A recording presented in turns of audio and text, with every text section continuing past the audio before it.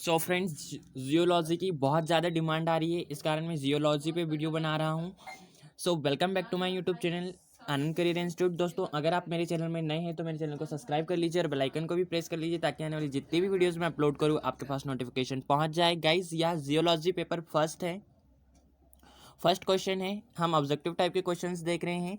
विशिष्ट कार्डेट लक्षण है, उपरोक्त सभी इसका आंसर आ जाएगा। बेलिनोग्लोसिस संबंधित है तो हेमी कॉर्डेटा इसका आंसर आ जाएगा। पेंगुइन पाया जाता है, यहाँ मुझे कंफर्म नहीं है गाइस, और अगर आपको कंफर्म है तो कमेंट बॉक्स में ज़रूर बताएं। हार्डमनिया एक एसिडिएशियन है गाइस। हार्डमनिया का रासायनिक सामान्य नाम क्या है? तो हार्डमनिया को समुद्री पिचकारी कहा जाता है। तो गाइस, यह 5 objective type question I hope आपको क्लियर हो गए होंगे। अब हम लघुत्तरीय प्रश्न देख रहे हैं जिसमें से हमें कोई 2 क्वेश्चंस करने हैं। सो फ्रेंड्स, अब हम देख रहे हैं लघुत्तरीय प्रश्न। संघ कार्डेटा के विभेदी लक्षण लिखिए। तो संघ कार्डेटा ड्यूटेरोक्टम संघ में सर्वाधिक बड़ा एवं विकसित संघ है। इस संघ के प्राणियों में उच्च कशेरुकी संघों के अधिकांश विशिष्ट लक्षण जैसे पार्श्विक सममित, 3 जनन स्तर, झिलोम विखंडन अवस्था में पाए जाते हैं। हालांकि कार्डेटा अल्फा प्राणियों में विखंडन अवस्था की उत्पत्ति अन्य समूहों के माध्यम में न होकर स्वतंत्र रूप से हुई है। संघ कार्डेटा के विभेदी लक्षण निम्नलिखित हैं जो अन्य सभी प्राणियों में विभेदी करते हैं।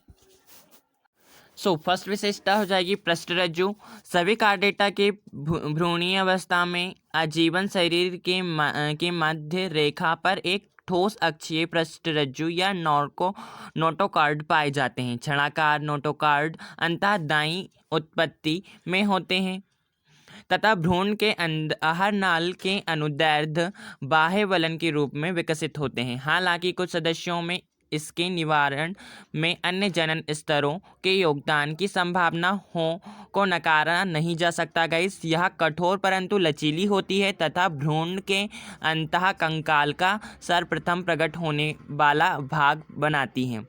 रचना की दृष्टि से यह बृहद रिक्तिका युक्त पृष्ठरज्जु कोशिकाओं से बनी होती हैं जिनमें जिलेटिन अधात्री होती हैं जो एक बाहरी रेशेदार एक भीतरी लचीली आरच्छद से घिरी रहती हैं। प्रोटोकॉर्डेटा तथा आदि कशेरुकी में यह आजीवन बना रहता है, जबकि शेष कशेरुकी में इसके संयोजी ऊतक आवरण के कशेरुकाएं बन जाती हैं जो इसे पूर्ण रूप से प्रतिस्थापित कर देती हैं। गाइस, तो यह थी इसकी पृष्ठरज्जु। सेकेंड है पृष्ठीय नलाकार तंत्रिका रज्जु। सभी कार्डेट्स के में शरीर की मध्य पृष्ठ रेखा पर नोटोकॉर्ड के ठीक ऊपर एकल नलाकार तंत्रिका रज्जु पाई जाती है जिसमें स्पष्ट गुरुच्छिकीय वर्धनों का अभाव होता है। इसकी गुहा को न्यूरोसिल कहते हैं। इसकी उत्पत्ति भ्रूण की बाह्य की मोटी पृष्ठीय प्लेट से होता है गाइस, जिसे तंत्रिका प्लेट कहते हैं। आंशिक कॉर्डेट्स के अनंत सिरे के जो अग्र सिरे हैं में मस्तिष्क बनाती हैं तथा इसका शेष भाग मेरुरज्जु बनाता है जो कशेरुकी दंड के अंदर सुरक्षित रहता है। मस्तिष्क तथा मेरुरज्जु दोनों मिलकर तंत्रिका तंत्र का निर्माण करते हैं। उच्च श्रेणी के जो नॉन नॉर्कोटिक्स में शरीर की मध्य अक्षीय रेखा पर ठोस तथा दोहरी तंत्रिका फूलकर गुरुच्छिकाओं का निर्माण करता है जिन्हें मुख्यतः समुद्र की सतह से उद्दीपन प्राप्त होता है। गाइस, हम इसकी थर्ड विशेषता देख लेते हैं। ग्रसनी क्लोम छिद्र क्या होता है? ग्रसनी क्लोम छिद्र में क्या होती है? सभी कॉर्डेट्स के जीवन इतिहास में किसी न किसी अवस्था में ग्रसनी क्लोम छिद्र पाए जाते हैं जो इन्हें ग्रसनी दरारें तथा बिस्लर या कोस्ट आदि नामों से इसे जाना जाता है। गाइस, ये क्लोम छिद्र ग्रसनी की दीवार के बाहिर्वलन तथा देह वित्तीय के अंतर्वलन के मिलने से बनती हैं। जलीय कॉर्डेट्स ये क्लोम दरारें प्राय आजीवन रहती हैं तथा मुख्य दरार ग्रसनी में पहुंचे जल को बाहर निकालकर श्वसन में भाग लेती हैं। जलीय कॉर्डेट्स में वयस्क अवस्था तक बंद हो जाती है। कॉर्डेट्स के उपर्युक्त लक्षण अपने प्रारूपी रूप में केवल वास्तविक कॉर्डेट्स जैसे प्रोटोकॉर्डेट्स एवं क्रेनिएडा में ही पाए जाते हैं, परंतु इनमें मिलती जुलती संरचनाएं हेमिकॉर्डेट्स में भी पाई जाती है गाइस। सो पेट्रामाइसिन और मिनक्स की तुलनात्मक हमें तुलना कीजिए। यहाँ पे ये क्वेश्चन है सेकंड। फर्स्ट क्वेश्चन हमारा कंप्लीट है। सो पेट्रामाइसिन और मिनक्स की तुलनात्मक अध्ययन के लिए आप इस प्रकार से चार्ट प्लॉट कर लेंगे। एक तरफ का लक्षण लिखेंगे पेट्रामाइसिन और मिनक्स।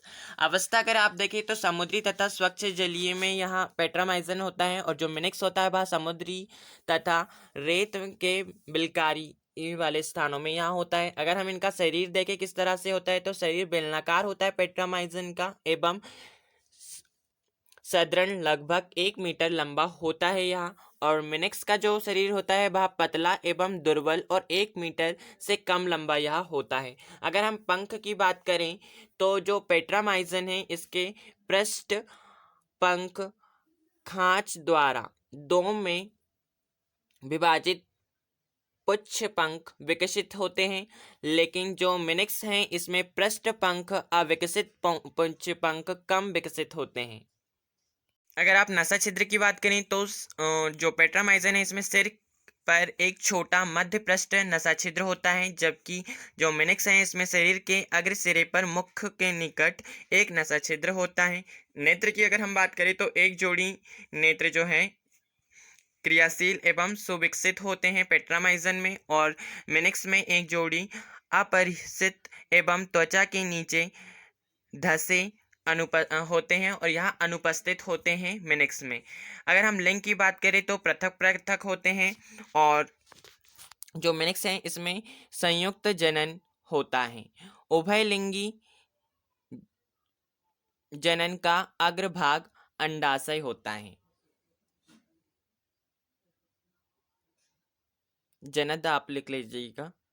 सो अब हम सेवंथ वाली विशेषता देख लेते हैं। 7वीं नंबर की प्रजनन की क्या कंडीशन होती हैं। तो समुद्रपगामी अंडजनन के लिए स्वच्छ जल में आरोहण होता है इसमें, और इसमें सागर तल पर अंडजनन होता है मिनक्स में। सो आई होप आपको क्लियर है। सेकंड क्वेश्चन लघुत्तरी के दोनों प्रश्न हमारे हो गए हैं। अब हम थर्ड क्वेश्चन कर रहे हैं दीर्घोत्तरी लॉन्ग टाइप क्वेश्चन। कोई भी एक आपको यहाँ पे करना है। सो फर्स्ट क्वेश्चन है प्रतिरक्षण को समझाइए उदाहरण सहित। सो ये वाला हम सॉल्व कर रहे हैं। प्रतिरक्षण क्या होता है। प्रतिरक्षण क्या होता है यहाँ हमें क्लियर होना चाहिए। प्रतिरक्षण रोगों से लड़ने की क्षमता को हम प्रतिरक्षण कहते हैं। रोग जनन जीवों एवं विष पदार्थों का प्रतिरोध करने के लिए हमारे शरीर में एक प्रभावशाली सुरक्षा तंत्र होता है जिसे हम प्रतिरक्षा तंत्र कहते हैं। प्रतिरक्षा तंत्र 2 प्रकार के होते हैं, सहज प्रतिरक्षा और उपार्जी प्रतिरक्षण तंत्र होता है। सो सहज प्रतिरक्षा क्या होती है। सहज प्रतिरक्षा शरीर की अविष्ट प्रतिरक्षा क्षमता है जो जन्म के साथ से हम सभी में उपस्थित होती हैं। प्रतिरक्षा तंत्र बाह्य कारकों या रोगाणुओं को हमारे जीवन में प्रवेश करने में विभिन्न स्तर पर प्रतिरोध उत्पन्न करती है।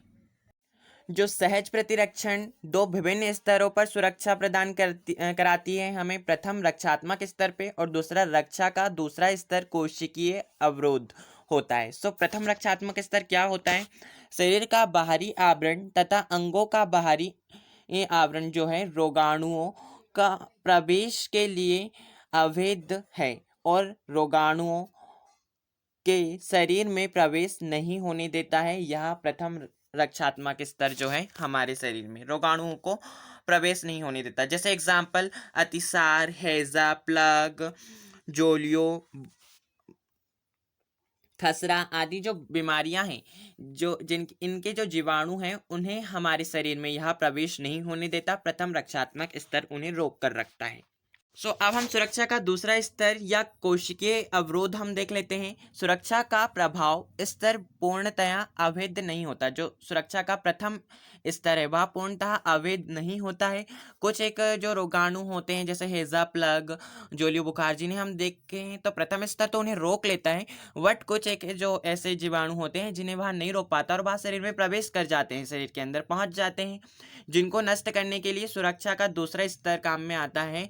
दूसरा स्तर होता है जिसमें विभिन्न प्रकार के स्रोत रुधिराणु तथा कुछ रासायनिक पदार्थ भाग लेते हैं और उन्हें वह नष्ट करते हैं। अगर हम देखें भक्षण सुरक्षा तंत्र, तो स्रोत रुधिराणु के मोनोसाइट और न्यूट्रोफिलिक्स आक्रमणकारी विषाणुओं, टूटी फूटी के मलबे और अन्य निश्चर्यक निर्जीव कणों को पदार्थ द्वारा खा लेते हैं। इन कोशिकाओं को ही हम क्या कहते हैं, भक्षी कहते हैं या भक्षण सुरक्षा तंत्र कहते हैं। अब ये शोध प्रतिक्रिया और प्रहाद अवरोध क्या है यह हम देखेंगे। यह क्या करता है, चोट लगने पर या कटने पर विषाणु या जीवाणु शरीर में प्रवेश करने लगते हैं, समय रोध प्रतिक्रिया का काम करता है। और तो यह क्या होता है, समय के अनुसार जो है उसे रोध प्रतिक्रिया, मतलब जो विषाणु हैं वह शरीर में प्रवेश ना करें, उन्हें रोकने का यह काम करता है शोध प्रतिक्रिया या प्रहाद अवरोध। अब हम देख रहे हैं इंटरफेरोन्स क्या है। वायरसों से संक्रमित कोशिका विशेष एंटीबायोलर प्रोटीन का निर्माण करती हैं। इसका स्त्राव ऊतक द्रव में करती हैं। इंटरफेरोन्स। अब हम देखते हैं धारक कोशिका क्या होती है। तो यह विशेष प्रकार की लिम्फोसाइट कोशिका हैं जो रोगाणुओं को नष्ट करती हैं, धारक कोशिकाएं होती हैं। अब हम सेकेंड पार्ट देख रहे हैं, उपार्जित प्रतिरक्षा तंत्र क्या है। उपार्जित प्रतिरक्षा तंत्र क्या होता है, कभी कभी रोगाणु प्रथम और द्वितीयक स्तरों की प्रतिरक्षा को भी पार कर जाते हैं, करके संक्रमण स्थापित करने में सफल होते हैं। उस समय जो तीसरा स्तर है, प्रतिरक्षा अभिक्रिया शुरू होती है। इसको हम विशिष्ट प्रतिरक्षा क्रिया कहते हैं। फ्रेंड्स, यह था हमारा प्रतिरक्षा को समझाकर इसके प्रकार सहित हमें समझाना था, एक्सप्लेन करना था। I hope this video is really helpful for you and share with your friend ताकि उनकी भी हेल्प हो जाए। Thank you for watching my video.